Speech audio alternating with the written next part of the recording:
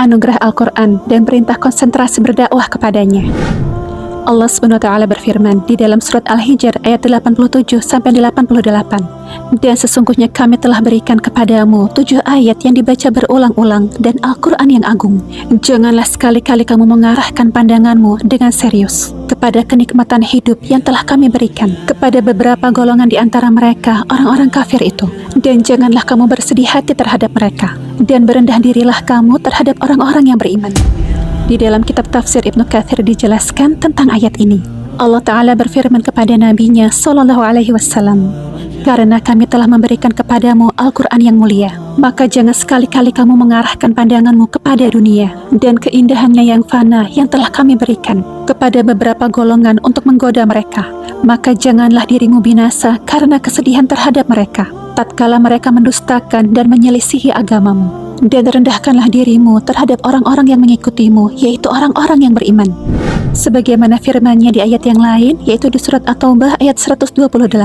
Sesungguhnya telah datang kepadamu seorang Rasul dari kaummu sendiri. Berat terasa olehnya penderitaanmu, sangat menginginkan keimanan dan keselamatan bagimu. Amat belas kasihan dan penyayang terhadap orang-orang yang beriman.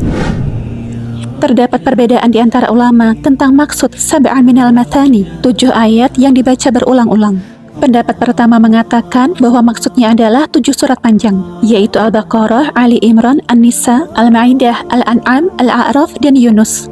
Hal ini ditegaskan oleh Ibnu Abbas dan Sa'id bin Jubair. Sa'id berkata bahwa di antara surat-surat inilah terdapat penjelasan tentang faraid, kewajiban-kewajiban, hudud, saksi tindak pidana, kisah-kisah, dan hukum-hukum. Sedangkan Ibnu Abbas menambahkan bahwa surat-surat itu banyak mengandung perumpamaan, berita, dan renungan.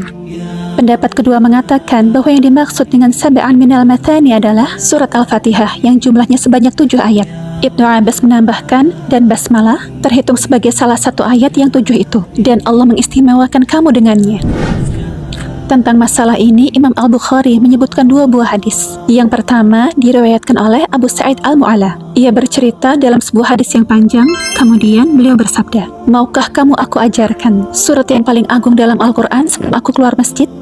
Beliau bersabda, segala puji bagi Allah, Rabb semesta alam. Surat Al-Fatihah itulah sab'an minal mathani, 7 ayat yang diulang-ulang. Dan Al-Quran yang diberikan kepadaku pun merupakan sab'an minal mathani. Yang kedua diriwayatkan oleh Abu Hurairah radhiyallahu anhu. Rasulullah Shallallahu Alaihi Wasallam bersabda, Ummul Quran, induk Al-Quran adalah As-Sab'ul Mathani, dan Al-Quran yang mulia pun merupakan As-Sab'ul Mathani. Kedua hadis ini merupakan nas bahwa yang dimaksud dengan Sab'an minal Mathani adalah surat Al-Fatihah dan Al-Quran yang mulia. Meskipun demikian, kenyataan ini tidak menafikan bahwa 7 surat-surat panjang dari Al-Quran juga disebut dengan Sab'an minal Mathani, karena sifat atau kandungan yang tercantum dalam surat Al-Fatihah juga terdapat di surat-surat tersebut. Sebagaimana bahwa seluruh Al-Quran bisa dikatakan Sab'an minal Mathani, sebagaimana firman Allah SWT dalam surat Az-Zumar ayat 23. Allah telah menurunkan perkataan yang paling baik, yaitu Al-Quran, yang serupa mutu ayat-ayatnya lagi berulang-ulang. Jadi Al-Quran itu ayat-ayatnya dari satu sisi serupa dan dari sisi yang lain berulang-ulang, dan juga disebut dengan Al-Quran, bacaan yang mulia agung. Firman Allah Ta'ala selanjutnya, La tamuddanna 'ainayka ila ma matta'na bihi azwajan minhum. Janganlah sekali-kali kamu mengarahkan pandanganmu dengan serius kepada kenikmatan hidup yang telah kami berikan kepada beberapa golongan di antara mereka, orang-orang kafir itu. Surat Al-Hijr ayat 88. Maksudnya, cukuplah bagimu Al-Quran yang mulia yang telah Allah berikan kepadamu sebagai pengganti dari kenikmatan dan kesenangan dunia yang fana yang mereka rasakan. Ibnu Abbas berkata tentang firman Allah, La tamuddanna 'ainayka. Janganlah sekali-kali kamu mengarahkan pandanganmu dengan serius. Ia berkata, ungkapan seperti itu mengandung larangan menginginkan apa yang dimiliki orang lain.